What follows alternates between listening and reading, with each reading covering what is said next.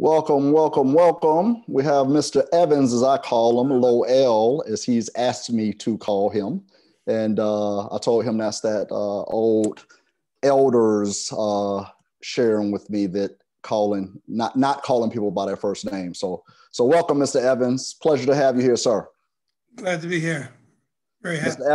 Mr. Evans is Regional Director for the Epilepsy Foundation of Virginia. And we are here talking about the extra mile, living with epilepsy while changing the world. Why don't I let you start, Mr. Evans, by giving us a little bit of background about yourself, and we'll go from there. Okay, thank you, sir. Mr. Brown, first of all, I'd like to say I'm happy to be here and very thankful to be here. As a matter of fact, again, my name is Lowell Evans. I'm the Regional Director for the Epilepsy Foundation of Virginia. I've been in this position for about going on 4 years now. I actually developed epilepsy from a fall I had in college back in 1980 while playing basketball. I had no idea what epilepsy was, coming from a small town in Virginia called Gloucester County. Epilepsy was a term I'd never heard of. It was never something that was discussed when I was growing up as a child. We always heard of a different term, fits and spells. Yep. But when I was in college, and well, let me back up for a second. As an African-American man, first of all, we never heard that term. And then coming to a college and in the city, after having that fall, people were concerned, and I was diagnosed with epilepsy in 1980, as I mentioned, and they thought I was going to be calling it quits for school, calling it quits for basketball. I was going to just end my goals toward living my career of basketball and being a father, husband, having a career in banking, which I wanted to do. And it totally changed my outlook on life because I was listening to other people. But what they saw, they knew nothing about. They had heard the term epilepsy, and they saw me as a person with two challenges now. They saw the outside, which is epilepsy, which was African-American, a Black man. Right. And a lot of my fellow African-Americans, they said, man, you're gonna have it tough now. I said, what do you mean? I said, I'm fine. After the seizure, I came back to school the very next day, and I felt fine. They said, well, it's gonna be even tougher. I said, why is that? They said, well, you got epilepsy too. I said, what do you mean too? He said, well, you're Black. Don't forget that. And now you have epilepsy. It's gonna be even tougher. Man, you might as well just call it quits. Mm. And I said, I feel fine. They said, but you don't know how they see you now. They see you as a man, almost with a mental condition. I said, well, epilepsy is not a mental condition. They said, no, but that's where they see you. They see a Black man almost like being retarded. And really, they had no idea what epilepsy was. So someone could hardly even spell it. And this was not only the African-Americans, but also the whites. Yes. The Asians.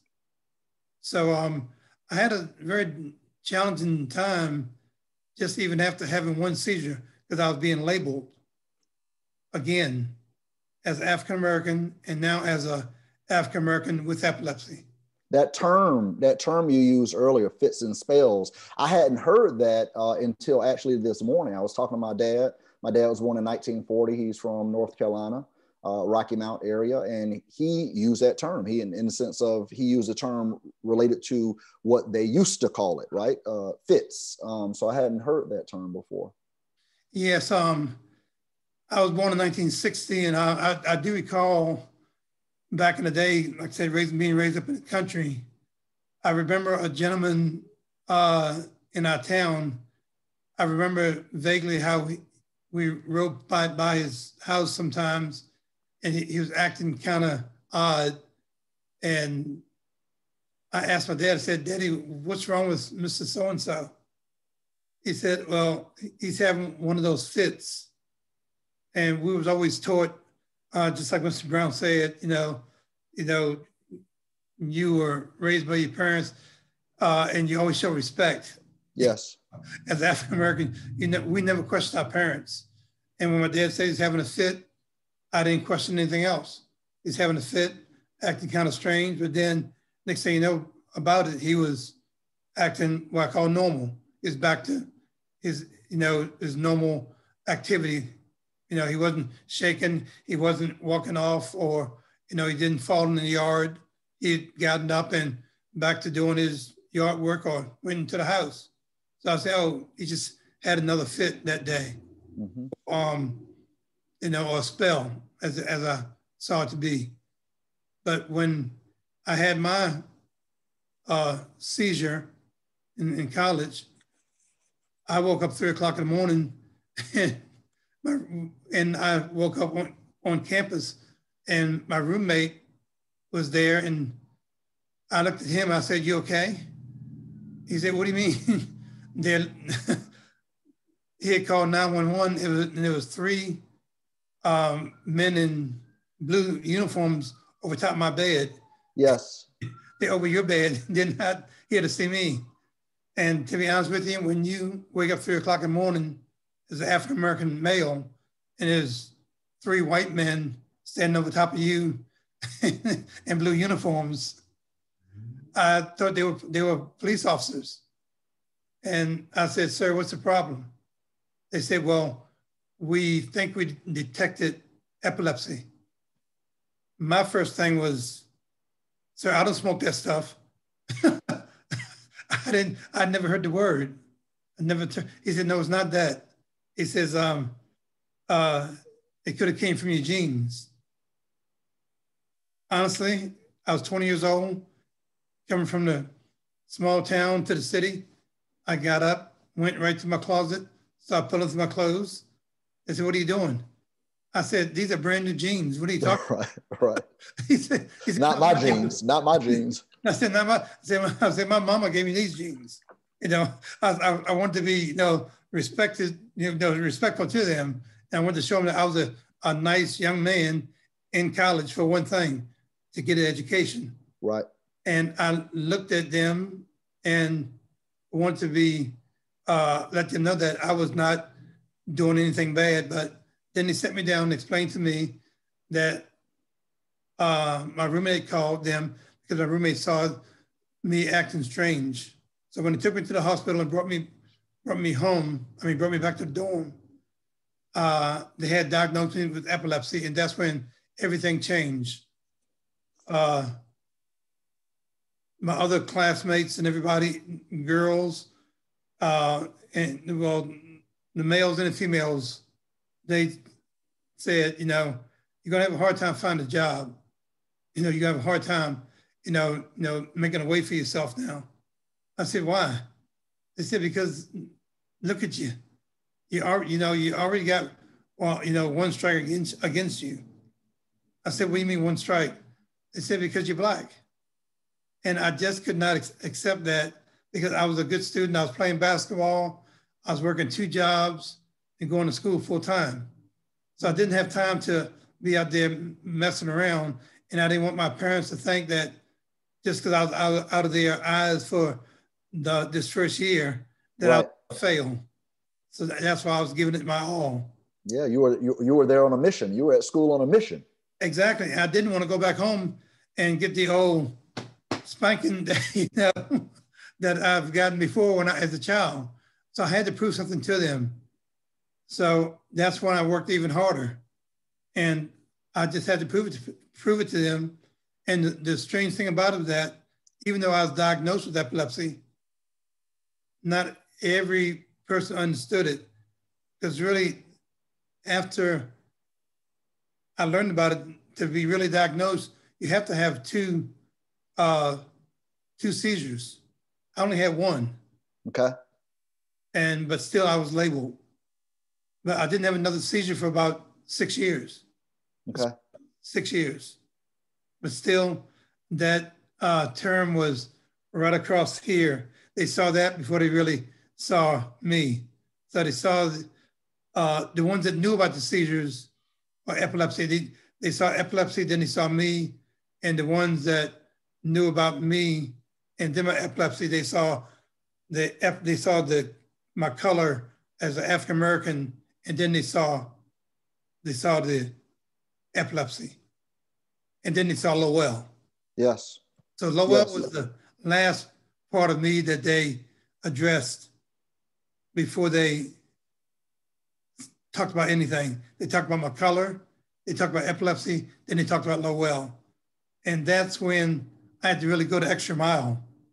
The extra mile. To them that I was still the same person, I could still do the same things, and I was still moving up the ladder in my career, still trying to, be on the path of success that I knew I was going to be on. To make Mr. Evans, you're saying 6 years removed, right? That was 6 years between your next seizure. So you would have been, more than likely, you would have been out of school unless you were doing, higher education or something of that nature. So where were you in your life at that time when the second seizure occurred? If I recall correctly, I was about 25, 26 years old, and I had a roommate, and I was on the job, and I had the seizure, but it was a petite mal seizure, absence seizure, as they call it, and I was just staring off in the across the store. I was working at a retail store part-time, and I felt it coming on, and I said, something's not right. And one of the people that knew me, they said, Lowell. And I said, yeah, what's going on? They said, man, are you okay?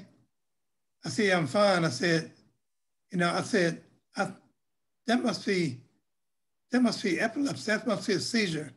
Because the first one I had 6 years prior, I had been asleep through it all.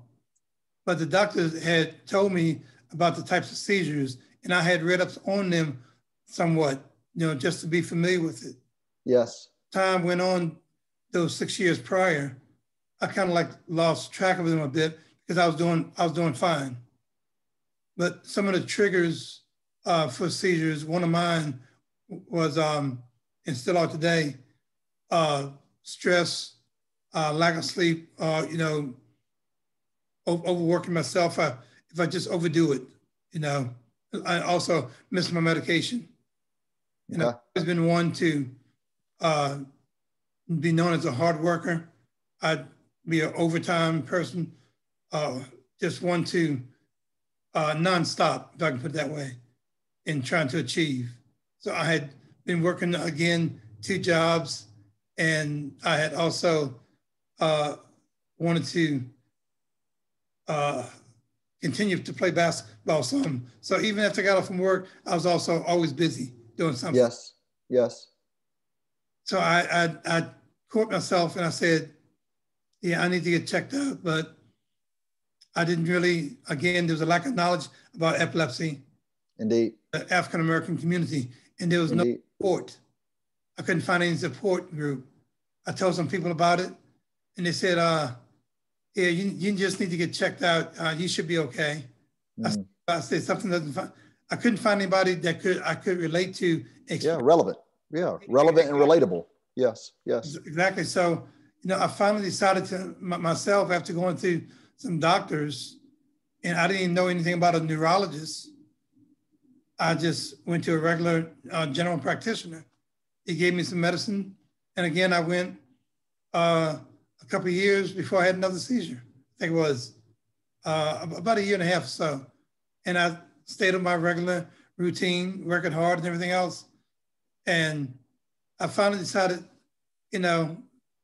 I've got to make a difference with this thing. So I try to advocate for epilepsy and talk to people about it, because I could tell Go ahead, I'm sorry.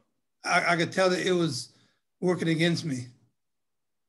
Mr. Evans, tell us a little bit about the type of seizure you were referencing when you were at the store and you realized it was coming on. It was a certain type of seizure. Would you say that again and tell us specifically what it is? Yeah, it's what you call an absence seizure. It's where you are, do not lose consciousness. Okay.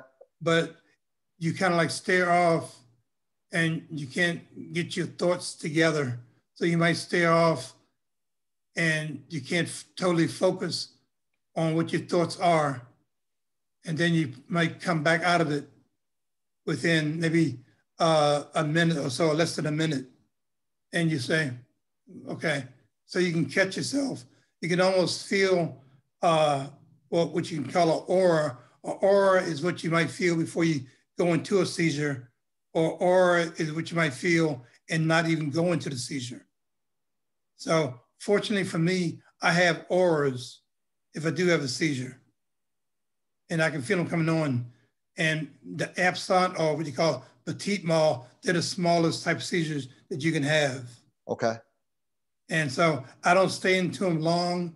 At that time, I stared off, and my friend was saying, you know, you just stopped for a second, you were staring, and you couldn't hear me. So you kind of lose focus, if I can put it that way. I've heard somebody reference this in class in the sense of they were talking to a student and the student just, to your point, blanked out, just was gone for a minute. They were not present. And they realized later that she was having a seizure. That's the term, absent, like absent. Yes. Right, like not present, yes. So your mind is kind of like somewhere else, even though you're right there, but your mind is somewhere else. Yeah. Yeah. But to your point, even having the knowledge, the information and the knowledge to be able to recognize what's going on or be aware of what's going on around you is vitally important. Right. And I couldn't respond at the time until the absence seizure was gone, because the things he was saying to me were not relating to my brain, because even though I was there looking at him, my thoughts were somewhere else, or my thoughts were at a standstill. So I couldn't put the thoughts in what he was saying, and my brain could connect with him. Indeed. Yes. Well, a stat that I got from the Epilepsy Foundation speaks to 1 in 10 people will experience a seizure in their lifetime. Yes. Obviously, this is the Epilepsy Foundation and Black Men's Health collaborating to make sure that we can get out more information about epilepsy, specifically related to men of color and Black men. As you referenced, one of the things about Black Men's Health, at the core, it's about creating more balance through health for men of color. But having that relevant and relatable source, these subject matters, this information, people like yourself that can share with us and not just be so general or not in our community is very important. We need individuals that can speak to us whether it be about epilepsy or sickle cell or hypertension or mental health or whatever it is. It's very important for us to have this support and these subject matter experts. And to your point earlier, when you said you were looking for support and looking for information, it was not available. And clearly this was in the past. Hopefully we've gotten much better since then. Yes, we have. I myself, personally, some years down the road, I decided to write a book. Tell us, yes. I'm going to get to that. Called The Village. Yes. Growing up in a small town, we always had that village of support. And I was raised in the church, and the old statement, old African-American proverb, well, it's an old proverb. It's saying it takes a village to raise a child. Indeed. And I say, no, it takes a village, to support one another. So when I created a character named Kevin Bolden, but Mr. Bolden was a African-American man, very successful at his job, and everything was going great. He's a corporate man. And when he was at his job, everybody cared for him in corporate America. And he's doing well, very successful, like I mentioned. But as soon as he had that seizure at work, everything just flip-flopped. All of a sudden, they saw the epilepsy before they saw Mr. Bolden. And nobody really wanted to give him that second chance, even though he came back to work the very next day, when there was people who had heart attacks or out of work for a month or so. Mr. Bolden was not given that support to explain himself, that opportunity to take on that new position that was open, but yet the other people who had other conditions were given that opportunity that he was more skillful to take on. Right. He couldn't understand it. So he had to find a village of support in the neighborhood that he lived in was called the Village. And people who knew him and saw him getting up and going to work every day, working hard for his family, they saw the change that he went through at work, but still did not see the man change. They said he had a great attitude, took care of his family. And just because he had epilepsy, what's the difference in this man? He went back to work the very next day, like I said, and he just didn't stop. And they said, this isn't right. You know, and the kids were the ones who supported him first because they were not judging him. And they wanted their parents to see everyone, whether they were the white parents or the black parents, they said, look, why y'all not paying attention to this man anymore like y'all used to? One family came by that didn't know him. He's right by his house. They saw him fall in the yard. They thought he was on drugs or he'd been drinking. But the kids knew that he had epilepsy. The village understood. They were aware. Exactly. And they labeled him, you know, so they just say, look, y'all stay away from the house. Y'all stay away from that man. They said, why? They said, well, we think you've been drinking. They said, why is that? They said, we saw him fall in the yard. They said, Daddy, he doesn't drink like you do. He has epilepsy. They said, what? They said, he has epilepsy. It says, what's that? So even the adults were not as educated because Mr. Bolden talked about it to the kids so the kids would not be afraid of it. So epilepsy education is very, is very much needed. Indeed. Especially in the African-American community. Especially in the African-American community. Yes. Why don't you tell us a little bit about what you do at the Epilepsy Foundation of Virginia? Tell us more about your work and what you do in your role. Yes. I go out and I talk to different groups of people and schools. I try to go to churches, different organizations, retirement homes, and I advocate for epilepsy. I try to educate people about it. And with me being an example of a person who has epilepsy, I try to clear off the myths and the stigmas about it. I always try to do a question and answer period at the end. I give them surprises like, did you know Teddy Roosevelt had epilepsy as president? They say, what? I said, Prince, the entertainer. No, I did not know that. Yeah, exactly. Prince the entertainer had epilepsy. His song Purple Rain was actually, the color purple represents epilepsy. And that purple was talking about epilepsy. Wow, I did not know that. They said that Harriet Tubman, who saved so many slaves, when she was falling down sometimes, she was doing that. If you saw the movie, I did. She was having seizures sometimes, or she was faking that she had seizures sometimes, just so they would leave her alone. And they thought that, hey, look, she's out of it. She can't make it, so we're fine now. But she did have epilepsy. That's what history tells us. So I surprised them with the truth about you can go on in life with epilepsy and be successful. Indeed. Danny Glover. I did not know that either. Danny Glover.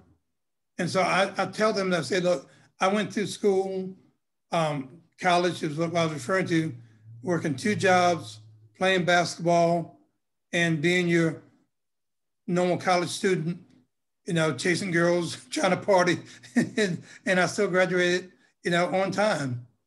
And I said, so you can still be successful with epilepsy, but I said, more so now, I'm looking to clear up any questions or any myths or stigmas that you might have. And I said, if you take a room of 26 people, at least 1 in 26 has epilepsy. And Wow. 10 will at least have a seizure in their lifetime. 1 in 26. Wow. 1 in 26 will have epilepsy. I said, right in the state of Virginia, we have close to 85,000 people who have epilepsy, and close to 11,000 of those people are students, high school students. Now, wow. We have been very successful recently where I met a young lady who had epilepsy. She didn't want to talk about it. And we met, I shared with her what my situation with epilepsy, and she opened up.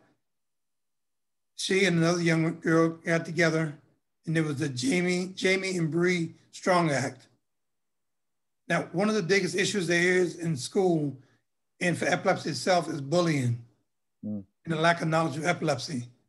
These two young ladies got together, and we went to different schools talking about epilepsy, because we need to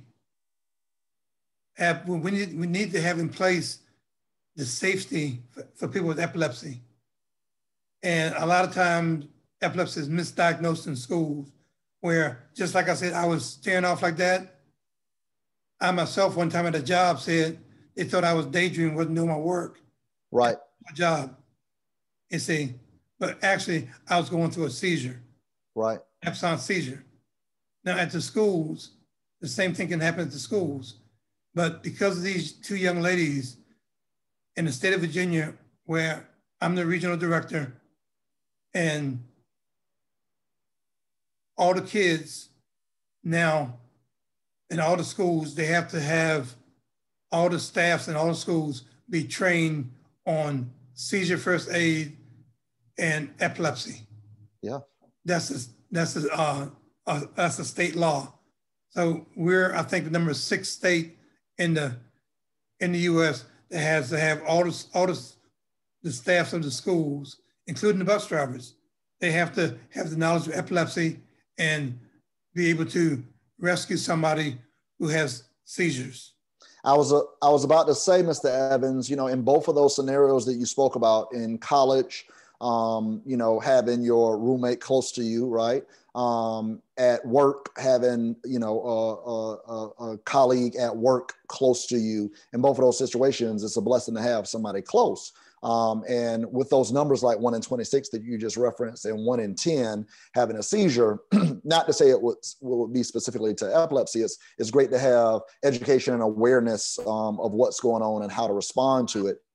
And I want to read something, speaking about the Epilepsy Foundation and the recent launch of the first and only seizure recognition and first aid certification training, supporting 3.4 million people in the US living with epilepsy. And it's a free seizure recognition and first aid certification training, providing information to increase the knowledge, skills, and confidence in recognizing seizures and safely administering seizure first aid. I love that knowledge, skills, and confidence. I know in CPR, they speak a lot about confidence, the confidence to be able to understand and have that knowledge and be able to act. So that is amazing work. The program is part of the Epilepsy Foundation's efforts to end epilepsy and ensuring the safety and well-being of people with epilepsy. And there is an upcoming training that I want to speak about. I want to continue having the discussion we're having, but obviously June is Men's Health Month, and very important to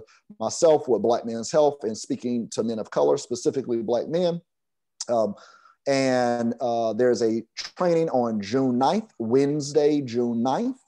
So this time next week, Wednesday, June 9th, 3 p.m. Eastern, seizure first aid training. And you can go to the Epilepsy Foundation's website, epilepsy.com, or you can hit a bit.ly link, bit.ly/SFA June 9. Register today. We'd love for you to get more information on that. So, Lowell, Mr. Evans, as I'm going to continue to reference you, continue to tell us about the journey. Obviously, we talked about, the portion where you were in school. We talked about the portion when you were working, when those 6 years in between, another year and a half, you had another seizure. What about up to today? How has it been from those times until now? Now, is it very active in your life, like once a month, once a year, several years? And how are you continuing to maintain, as you reference some things that are triggers for yourself. So what are those things that you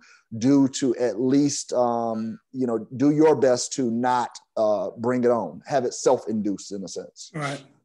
I'm a person who needs a little bit more discipline because I always learned to be a giver. And being a husband with a wonderful wife named Kathy. Amen. She's able to to work full time, and we both work from home. But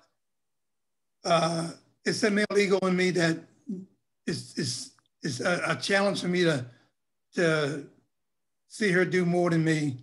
As in, I always want to do more, and sometimes I overdo it. Again, yes. The challenge of wearing myself out to the point where it might trigger a seizure. So that's something that can bring on a seizure for me. So I have to watch that. I might have one maybe every 2 months or every 3 months, but again, it's an absence seizure. Okay. And so I've just got to watch that, and I'm getting my sleep now more. But again, it's I don't miss my medication, but stress is one, and also the lack of sleep.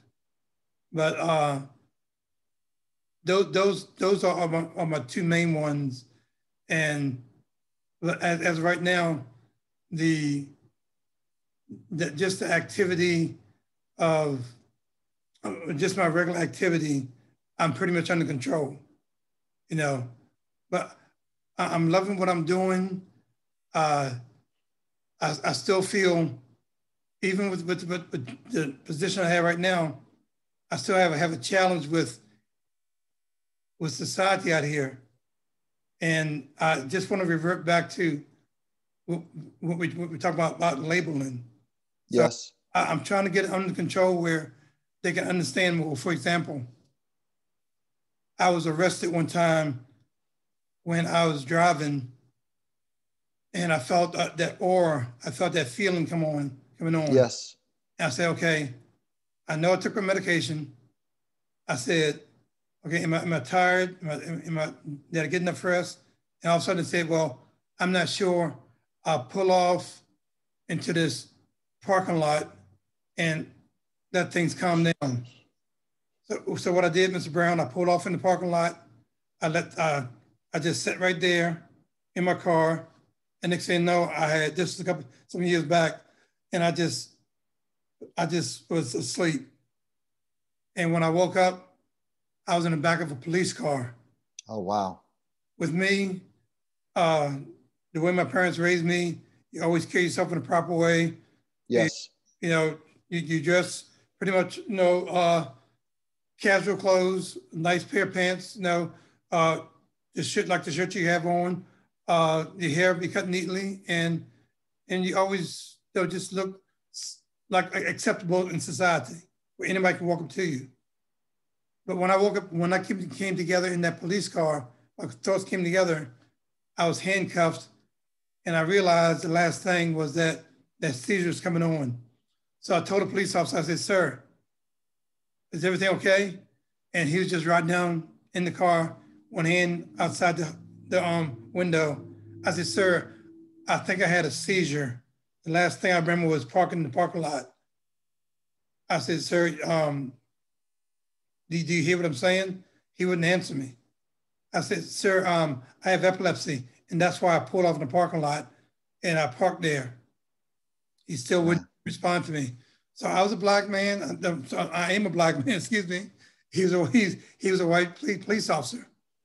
So when we got inside the courthouse, and I guess it was his commanding officer, he pulled out the record on me.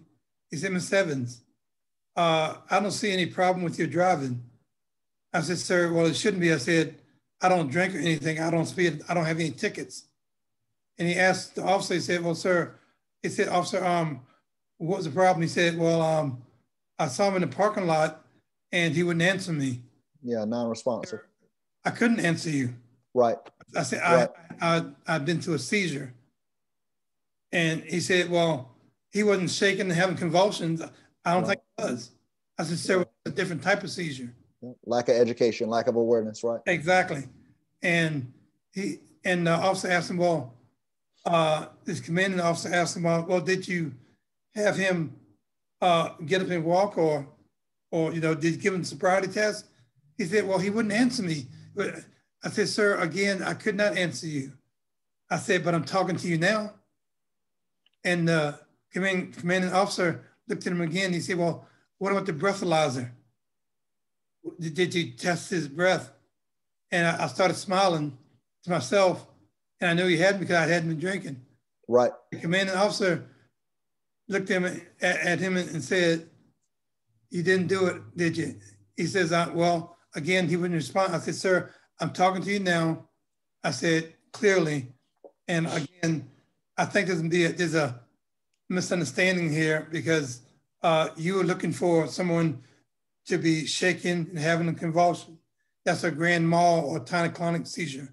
I have absent seizures where I might just sit there and stare, or I might be sleeping, not pass out, but just tired. He said, "I never heard of such." I said, "A lot of people haven't." I said, "We try to educate people about that." Now, at that time, I was not working for the foundation. I was not a regional director. I was just a person who had seizures. I said, "Sir, why do you think my car was parked there at a closed closed bank parking lot, sitting there and parked in the right position?" He said, "I don't know."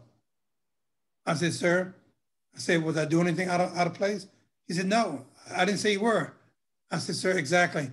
I said, "I think you don't understand about epilepsy, which a lot of people don't." I said, "I'm still learning more about it myself."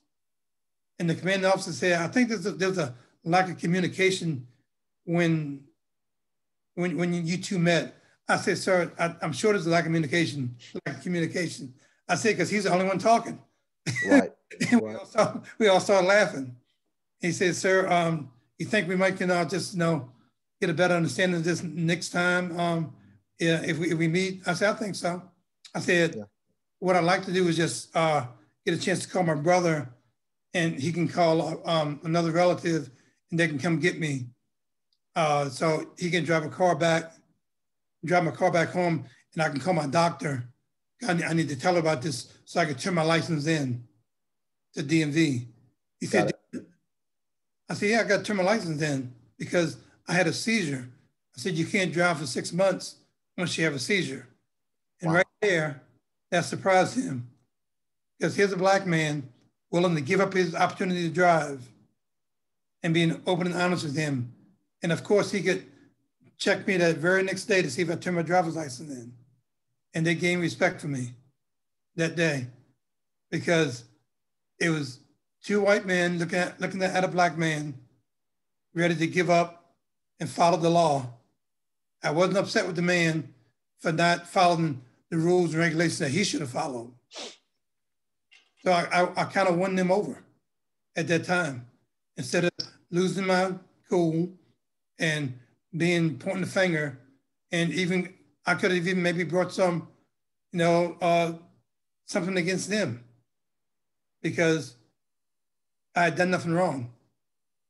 This is where you have referenced in your article that you wrote the education usually improves health, but racism sabotages benefits for black men. in this piece that you wrote, you speak about the layers, and I'm sure you probably talk about it in your book also, but as you spoke about, previously in employment, right, in the workplace, somebody with epilepsy, definitely there's so many layers that, the situation in the moment could happen. And then beyond that, and the same thing as you spoke about with law enforcement, obviously, you are sitting in your car, sleep, but if you were having another type of seizure where you were, where it was, really convulsions really active, that could have been a whole nother scenario, especially if the person didn't have awareness of what was going on. So to your point, those layers are very important, especially as we as Black men are navigating this world, and beyond Black men, people of color in general are navigating this world. So yes, more information, education for everybody, law enforcement, first responders, the general public as a whole would be very important. Tell us a little bit about your path to the Epilepsy Foundation. How did you get here? Well, I'll tell you what, Mr. Brown, it was very interesting because, like I said, after trying to find support, especially with the African American society, and they were still talking about the fits and spells, I said, no, it's more than just that. I decided to write the book. And when I wrote the book, The Village. My church, The Village, yes. I was called out to California. The biggest event we have in the country is the Epilepsy Awareness Day at Disneyland. At Disneyland, that's right. Yes, and we have the biggest pharmaceutical companies, the biggest medical suppliers, from all across the world. They come there to the event. I say there's about between 3,000 and 5,000 people there that attend. It's a 3-day event. And I was asked to come there to, and sell my book and speak. And from doing that, my book was put on Facebook, pictures of everybody from every walk of life. But one thing you notice was that when your pictures are all around, when I say 3,000 to 5,000 people there, you could basically count the African Americans that were there. They were so few, people of color. They were so few, and it's a free event. Yes, it was free. But the Epilepsy Foundation of Virginia noticed that, and when I met the head of the foundation here in Virginia, Dr. Suzanne Bischoff, she said, "I saw you at the event on Facebook." I said, "Oh, thank you." She said, "How was it?" I said, "It was great." I said, "But people asked me a question." She said, "What's that?" And I said, "Well, they asked me, did I work for the Epilepsy Foundation of Virginia?" And I said, "No." They said, "Why not?" They said, "You sound like you're the biggest thing that's happening in Virginia." I said, "Well, no." I said, the best advocate that they can have, huh? That's right, exactly. I said, "No." I said, "I wrote a book," and I said, "I have it. I just don't want to keep quiet about it. I want to help our people." And they said, "Well, have you spoken for them as of yet?" I said, "No, not as of yet, no." And she said, "They were asking questions like that?" I said, "Yes." And she called me up and said, "Would you consider working for us?" And I said, "Yes." I said, "We have to get the word out there to people." And I said, I myself, I just wanted the opportunity to help others. Because even at the event that invited people from all across the country, I still saw a few people, I saw very little diversity. Right. And that surprised me. And I said, in the state of Virginia, I saw even less. No, the percentage was so low. I said, well, somebody has to speak about it. I said, this character I created, Kevin Bolden, I said, he can be an example, because not everybody wants to say that I have epilepsy. So I said, I'll create a character that they don't have to worry about saying, "Hey, you know about Kevin Bolden?" Because if he's a real man, nobody might not want to meet him. If he's a character, people can talk about him. We can do more education. That's right. Exactly. So he doesn't have to worry about losing his job. He doesn't have to worry about talking about it. So when you create somebody that they can, look at and talk about, it's much easier. And really, that's what landed me my job with the foundation. I feel in the success of the book. Because not only that, when I had my first book signing at my church, a friend of mine said, Lowell, your book is going to go all around the world. I said, well, thank you, man. I told you, just give me a little pat on the back, a little enthusiasm. I found out right through Facebook, somebody contacted me and said, look, I purchased your book through eBay. I said, oh my goodness, this is one of them scams because I don't sell my book on eBay. And he said, I'd like to talk to you and speak to you about a couple of things. So I got on Facebook and talked to the guy, and then we talked. We talked face to face on what's the channel talk you use? Can't think of the communication now. Where we were talking just like FaceTime or. But like, yeah, we talked FaceTime. Uh-huh. And I said, well, how'd you get the book? He said, I got it through eBay. My wife said, Lowell, it might be a scam, be careful. And I said, okay. I said, so where are you from? And he said, I'm from Bristol. I said, oh yeah? And there's a Bristol, Virginia, right? And I said, so you got my book through eBay? He said, yeah, it's right here. And he held up my book. I said, but I don't sell my book on eBay. He said, well, that's where I got it from. And it's only, he said, and it's only £5. I said, my book doesn't weigh £5. And come find out, Bristol was Bristol and London. Wow. It's moving. That book is moving throughout the world. Yes. What happened was somebody from my church had purchased the book and they had resold it on eBay. Yes. With the book, there was my signature, and the people from my church purchased had signed the book and resold it on eBay. He purchased it, and then before he knew it, I was doing a Zoom meeting over in London, England. That's awesome. And then the gentleman met me over. The guy went to that same function over in California, out in California. He said, "I'd like to meet you." He came from England to California, and he came here and met my wife and I, stayed for 2 weeks. That's awesome. All because of epilepsy. So anything can happen if you open your mouth and do something about it. Through a simple book, through epilepsy, I've got friends all over the world now, and I'm reaching people, and we're friends for life. So I've turned this thing about epilepsy, from the bad to the good, because we can make a difference. And especially in the African-American community, we need it more than anything else, because there's still a lot of us that's scared to talk about it because of the labeling. Yes. I have to go the extra mile. That's right. I've got to point it out that you can't be scared. I can still achieve. I can still do things just like anybody else can do. It's what you think about epilepsy, but it's what you don't know. If you really knew who I am, if you saw me and found out about my epilepsy, secondly, then you'd understand that, hey, look, it's not as bad as I thought it would be. You wouldn't cut me off as soon as you hear epilepsy. You say, hey, Lowell, what do you know about epilepsy? And said, I understand it better now. I say epilepsy, I have epilepsy, but epilepsy does not have me. Amen. I don't let it control me.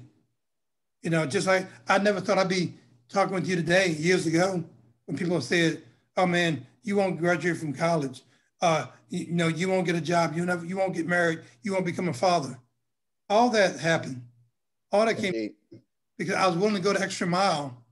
And I'm thankful, to God in a way, because this could be my calling, to help out others. All society is not willing to help you when you run into a little stumbling block. I remember seeing a preacher, I can't think of his name, he has no legs. He gets up on a podium and he speaks. That man has touched so many lives and taken away so many excuses. That's right. Extra mile. He doesn't worry about, he doesn't worry about his legs. He still speaks, he still talks, and he still achieves. He's still an achiever. That's right. I wasn't planning on writing a book. I wasn't planning on being over in London, England through Zoom. But when you meet a little boy out in California in a wheelchair, and you say, let me go try to make his day, you know, he's sad. I said, hey, my name's Mr. Lowell. He said, oh, I met you. I said, oh, did I meet you last year? No, he said, oh, I know you. I said, oh, did I meet you last year? He said, no, I read your book. So, you know, he's in a wheelchair. He could easily be doing this PlayStation stuff, but no, he was reading my book. How do you think that made me feel? I felt worthy, because at one time, epilepsy made me feel like I wasn't worth anything. I let people make me feel that way. But then when I realized that God does not make mistakes, you know. That's right. It happened for a reason. What you gonna do now? What are you gonna do with it? You know, you take sand and you make a castle. I mean, what he gives you, you work with. Well, you are definitely working with it, sir. You are definitely in your calling. We appreciate you. We appreciate you continuing to go the extra mile and being the advocate that you are. I want to make sure that we state again the training coming up, seizure first aid training, June 9th, Wednesday. That's a week from now, 3 p.m. Eastern.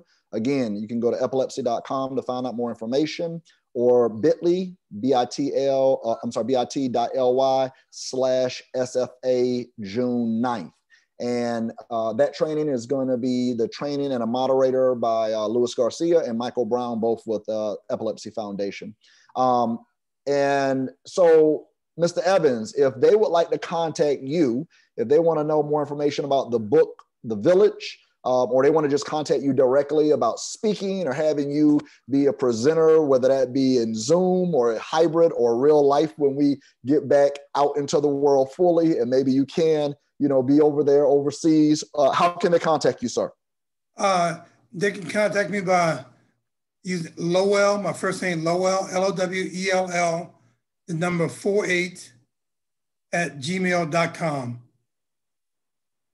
Please contact me that way. I can send them a copy of the book, and I can come and speak to people about this, because, again, there's some people out there that still not willing to speak about epilepsy, but it does make a difference when you hear somebody speak about it that has the condition.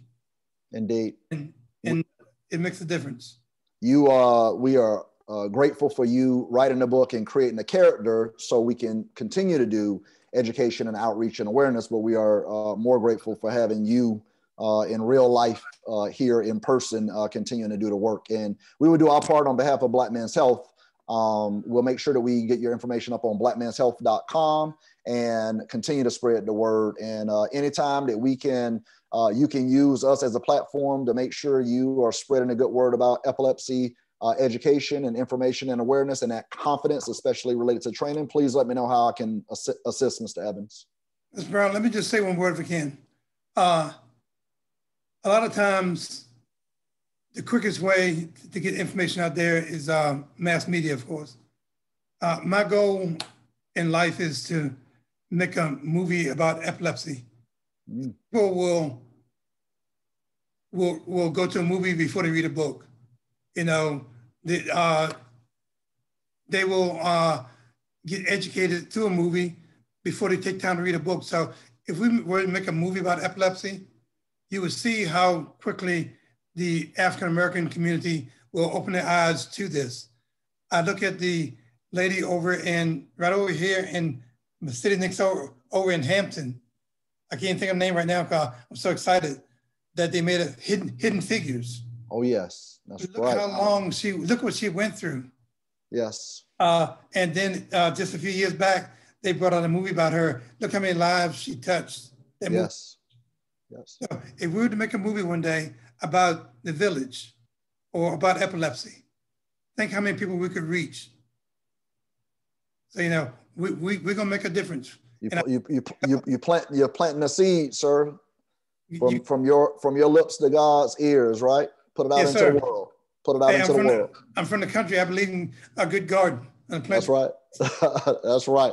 Well, good. Well, we thank you for being with us, sir. Grateful to have you, and we'll continue to do our part to keep spreading the word. We're going to also have, like referencing Michael Brown, we'll have him on Friday, 12 noon Eastern, and we'll be talking more about Epilepsy Foundation, education, information, and the Caesar First training. So thank you so much, Mr. Evans. Grateful. Have a great Wednesday, sir. Thank you, Mr. Brown. You have a great day. Thank you very much for having me. Absolutely. Respect.